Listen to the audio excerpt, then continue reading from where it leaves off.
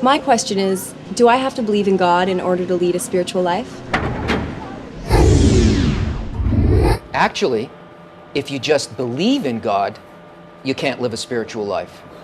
We can't enter spirituality based on belief, because beliefs aren't based on what spirituality actually is. They're fantasies of how we'd like it to be without doing anything to find out what it is. How do you know when you're in a place?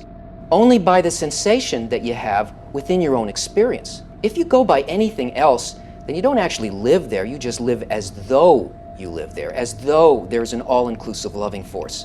And spirituality isn't vague or abstract. Just believing calms us down. It makes us not try to attain, taste, perceive, and enter it. A believer can say, "Nah, it's okay. The thing I want is out there somewhere." Have you ever noticed how unsatisfying that is when you desperately want something? You hear spiritual applied to just about anything and everything.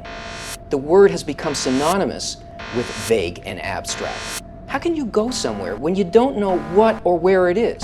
You need a definition. And that's one of the greatest gifts of Kabbalah. The Kabbalistic sages tell us that spirituality is what creates, influences, and cares for every aspect of life. That's why it's called the attribute of bestowal. And they tell us that in order to know it, we have to become like it internally, and then we can enter it. But don't take their word for it. Everything has got to be tested and confirmed.